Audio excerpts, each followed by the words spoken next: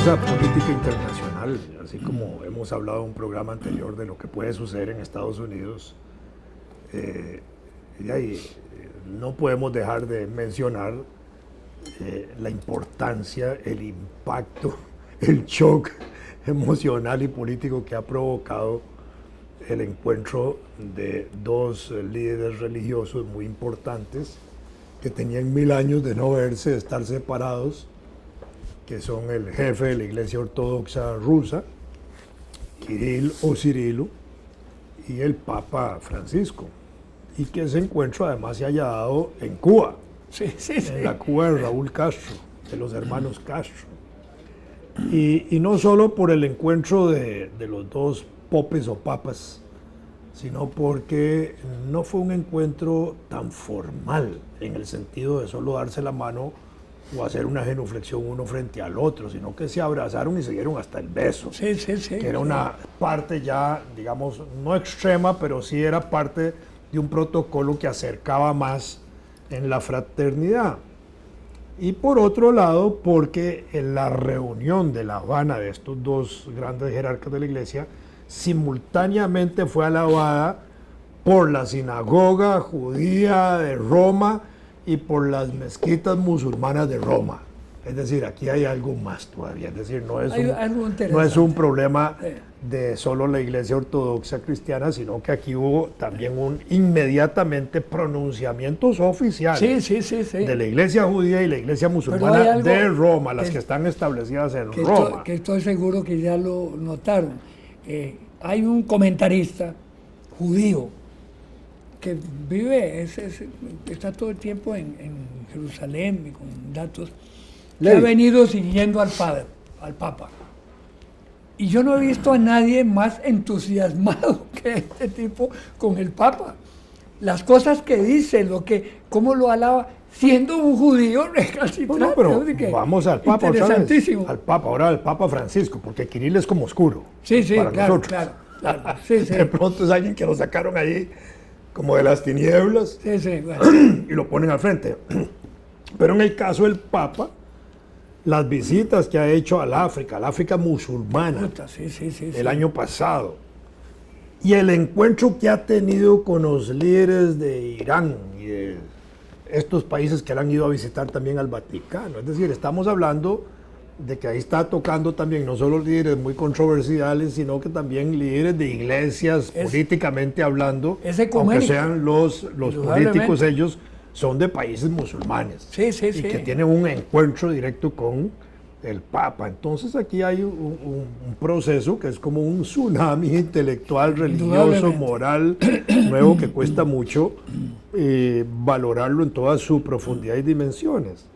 Y, digamos, por efecto directo hacia Cuba, ha puesto a Cuba, digamos, en el tapete mundial como un gran brillante que... Y el mismo Raúl luciéndose por todo lado, desplazando a todos los líderes populistas de América Latina. Ahora es él, y frente a los Estados Unidos, indudablemente que ese proceso fortalece a Cuba en el plano internacional y latinoamericano. No hay duda de que el Papa Francisco fue quien intervino ante Obama para la relación con Cuba. Es decir, eso quedó muy obvio, porque tanto Raúl como Obama lo han reconocido. Sí, claro. Sí, que fueron sus buenos oficios los que logró.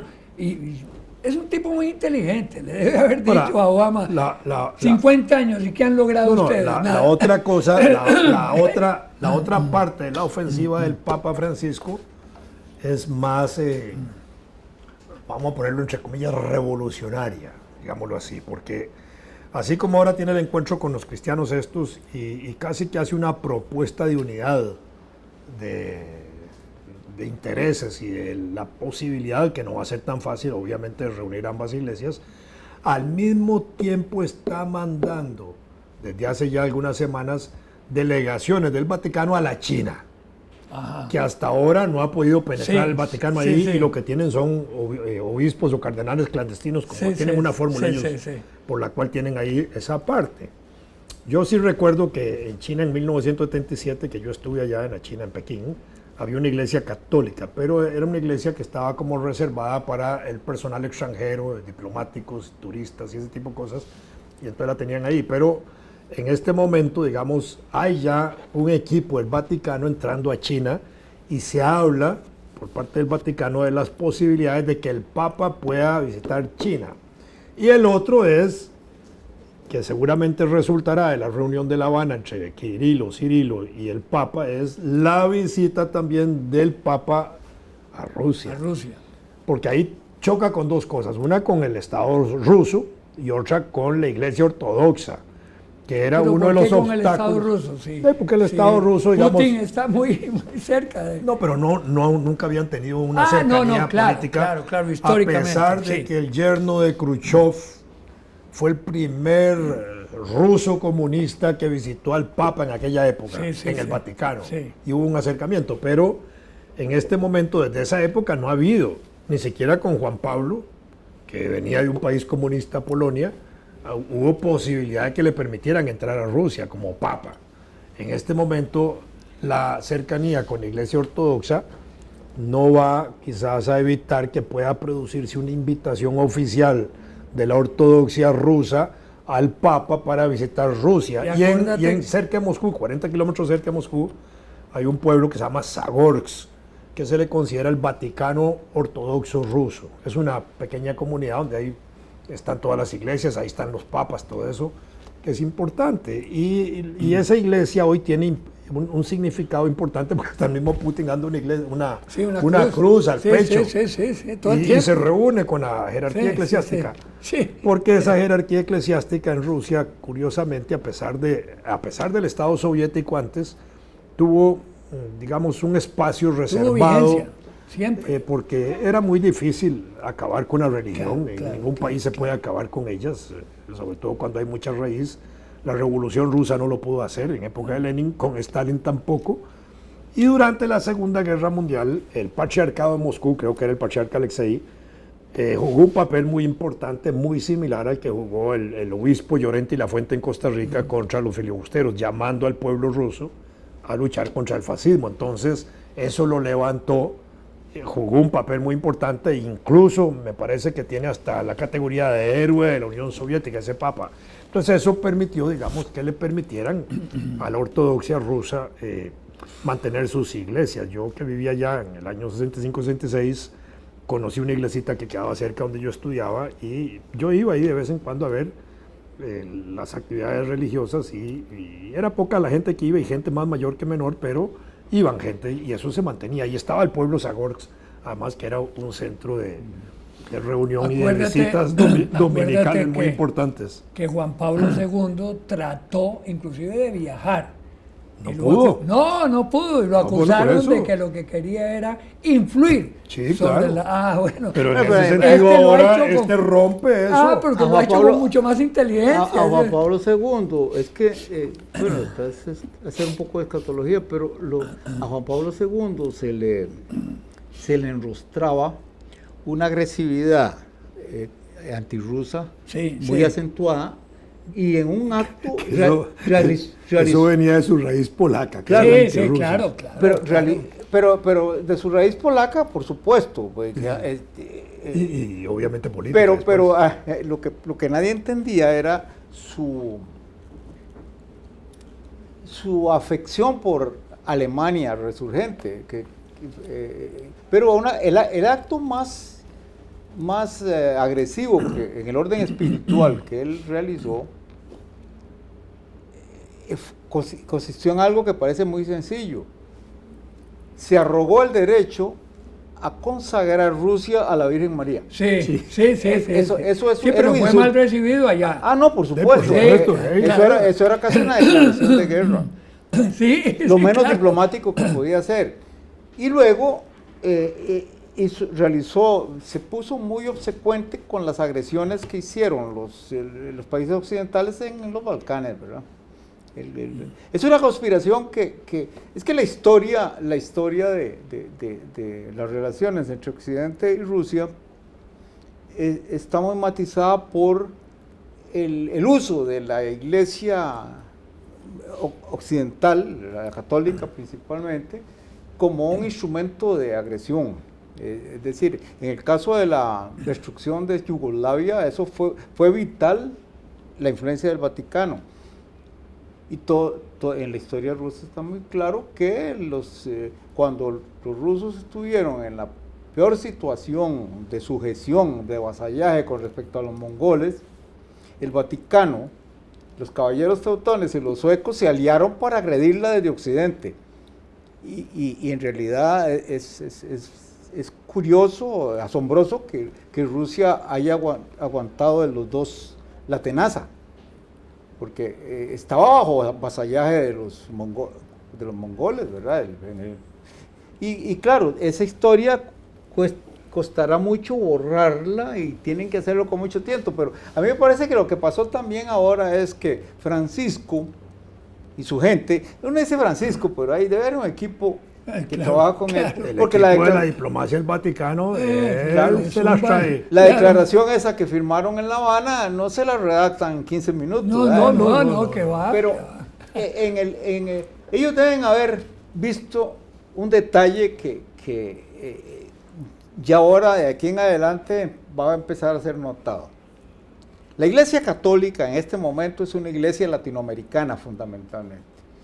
Si consideras el número de católicos que hay en Europa y el número de católicos que hay en América Latina, se arrasa América Latina. Sí, claro, entonces, claro. ya... Solo México lo ha puesto en evidencia, el país de más católicos en el mundo. En 87%. Claro. Bueno, no, yo creo que Brasil le gana a México. Sí, bueno, sí, yo creo que son los dos. Sí. Pero de todas maneras, el catolicismo en el continente americano, incluso quitando Estados Unidos, es muchísimo mayor en número que el catolicismo en Europa. Entonces ya dejó de ser una religión, por así decirlo, una sección del cristianismo esencialmente europea desde el punto de vista político. Curiosamente, a propósito de esa observación tuya, Fernando, el Papa, que ha nombrado nuevos cardenales, no le ha dado peso a la presencia de los cardenales latinoamericanos. Ha nombrado de otras latitudes, pero no de América Latina, como para elevar ese porcentual y esa cantidad en el sínodo para reflejar mejor la proporción de católicos del continente en la propia estructura de la iglesia, salvo que digamos, sea una carta que se esté reservando poco a poco. Y a nosotros en Centroamérica nos tienen minguados. Sí, ¿verdad? Cardenal en Guatemala, cardenal en Honduras, cardenal en Nicaragua, 2 cardenales en Nicaragua. ¿Y nosotros? Nada, así es. Sí. Cierto. Algo le reclama el Vaticano a la Iglesia de Costa Rica que no nos quiere decir.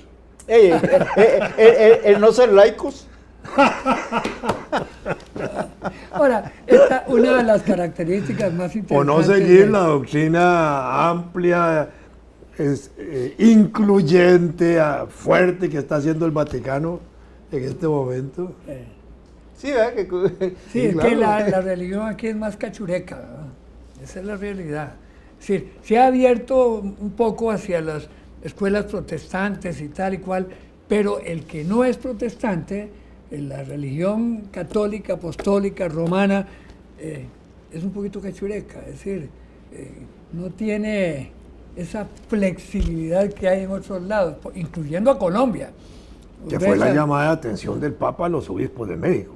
Sí, claro. Eso fue tremendo, Ya es que no decirles tiene que pelos en la tenía lengua. que ser Y lo que le flexible, dijo al que- presidente en No. el propio palacio, hombre, que había que luchar contra la corrupción. Sí, Pero ese fue el discurso la de fondo. prensa destaca que los políticos y los obispos de México son los más caradura que hay en el planeta. Además se veían de cara dura. No solo son, Sí, a mí sino me que llamó se la veían. atención, a los obispos les dijo, ustedes no son príncipes, ustedes son emisarios que tienen que hacer... No, los obligó. Pero bueno, el esquema, lo interesante, de las cosas interesantes aquí es la forma como aparentemente subrepticia como se organizó la reunión de La Habana. A mí me parece que el viaje a México pasa a segundo plano una vez que se da eso. Desde el punto de vista universal, la importancia del acercamiento entre las iglesias. Dos iglesias cristianas más grandes, sí, finalmente. Sí, porque él ya se había acercado a la griega, es decir, había Bueno, tenido sí, una sí, relación. pero esta es la más grande. Esta Es es la que- más, claro, claro, es evidente. Y Ahora, claro, ¿qué relación existe entre la ortodoxa griega y la ortodoxa rusa? ¿Hay alguna no, sí, relación? claro, es que la iglesia Pregunto, ortodoxa, ¿no? la iglesia ortodoxa tiene una estructura de lo que llaman esa autocéfala, que hace que cuál es Patriarca. el patriarca son Los patriarcas. los patriarcas Bueno, sí. son iguales. Sí, sí. claro. Son iguales. Ahora, hay una primacía que tiene el patriarca de Constantinopla. Eso es casi para reírse, porque se refiere a la iglesia ortodoxa de Turquía, que si acaso tiene 10.000 Sí, nada, sí. miembros, ¿verdad? Sí, sí, sí. Pero claro, la tradición, el cisma, o cuando ocurrió el cisma entre las dos iglesias, el elemento evangelizador más importante era Bizancio. Además, qué interesante el fundamento de ese cisma, la concepción teológica del poder divino y la distribución que hizo la Iglesia Católica, Apostólica y Romana, de la troika, llamémosle, para usar un término más Bueno, ahí es que corriente. esas iglesias se mantuvieron separadas. ¿Qué tal si en Aviñón se hubieran mantenido un papado separado del Vaticano y hubiera habido entonces dos Vaticanos, uno en Francia y otro en sí, Italia? claro. ¿Verdad? Sí, Ahí hubo la capacidad del Vaticano italiano para De jalar integrarlo, sí, a los sí. franceses otra vez. Sí. Sí, es interesante. Todo esto es realmente historia viva, ¿verdad? Que lo estamos experimentando Y para el cotidianamente. próximo Jueves Santo, y los papas los curas van a tener que lavar los pies a las mujeres y todo, Sí. ordenado por este papa, obligatoriamente. Va a ser interesante. bueno, ese es un detalle que hoy temprano, en la mañana, muy temprano, estaba viendo yo esa ceremonia, la lavado. pública de La Habana, pequeño discurso de Cirilo, pequeño discurso de Francisco, y luego la presentación mutua de sus generales, ¿verdad? Con una participación muy conspicua de Raúl ahí, de Raúl Castro. Y claro, Una carita. yo hacía esta Carita de reflexión. ángel. Carita de ángel, sí. Tiene carita de ángel en esa reunión. Qué ajeno a nuestro tiempo es este espectáculo, porque en todo aquel montón de gente, porque era un montón, no había una sola mujer. Hombre, no me Ey, no, fijé en eso, sí, era, no es había. la Sí, primera claro. cosa que... Sí, claro, sí, no es no. extraño, porque así son las cosas. A pesar de que las sotanas parecieran vestidos de mujer. Bueno, según, ¿cómo se llama aquel? El escritor húngaro que escribió sobre la tribu perdida. Bueno. ¿Cuál? Nadie, no, Así, no. ¿Pero cómo se llama el libro? ¿Cómo? La decimotercera tribu. La 13ª tribu, sí. Bueno, sí. según él, Sí, ese es, espérate. según yo no él, tengo- el modo sartorial de la iglesia occidental, sobre todo, qué curioso, proviene del ajuar de una princesa házara que se casó con un emperador de Bizancio. Cuando a ella vino, ¿verdad?, con todo el esplendor oriental, que traía un ajuar que era extraordinario, y entonces todos los nobles y eclesiásticos bizantinos empezaron a vestirse parecido a ella, y eso se transmitió con más efecto a los eclesiásticos occidentales. Por eso los cardenales occidentales, se vio que en ese de La Habana a los cardenales se le ve como más principescos que al Papa, que está vestido de blanco. Sí, ¿verdad? sí. No, y el ruso, con la torcita que así. Bonita. Sí, bonita, muy capucha, elegante, que otra. ¿verdad? Muy bien, sí. Y Que el los- Papa nada más con... Que lo hacía verse más alto. Sí. Sí. Qué interesante. Bueno, ¿eh? pero todo eso ahí habría que ver. Pero eso de los vestidos. Yo visité Corea del Norte por los años 77, 78, por ahí. ¿Qué fuiste a hacer allá? Y acompañaba, bueno, andaba en una delegación ahí, pero entre las cosas que me llamó la atención, primero era mucho orden, en esa época que estaba Kim Il-sung, el principal, digamos, ¿verdad? Una de las curiosidades es que en la mañana, por ejemplo, uno iba a la ciudad a cantar, y era que los chiquitos iban a las escuelas caminando, cantando por las calles. Y a las 4 de la tarde se volvía a repetir aquella escena. Entonces es una cosa verdaderamente bonita, ¿verdad? Pero observo, digamos, que todas las mujeres tenían un mismo traje, un mismo tipo de vestido, la línea, los colores, tal. ¿Verdad? Y todas andaban casi uniformadas. ¿Verdad? Y yo decía, esta caraja, pero se veía bonito. Pero en esas visitas, en una de tantas, vamos a ver el Museo de la Revolución, ¿verdad? Y en el Museo de la Revolución resulta que ahí están los abuelos de Kim Il-sung, que se habían destacado en una lucha muy similar a la de los filibusteros aquí en Costa Rica y en Centroamérica en el año 1860 en Corea, donde habían sufrido una agresión parecida. Y los abuelos y los papás de Kim Il-sung, entre ellos la abuela y la mamá, tenían ese tipo de vestidos. Entonces toda la sociedad coreana era igualita a la abuela y a la mamá. La mamá que lo pan dulce, ¿no? Bueno, tenemos que aterrizar, pareciera. Este programita ha estado muy interesante. Estamos jugando de teólogos.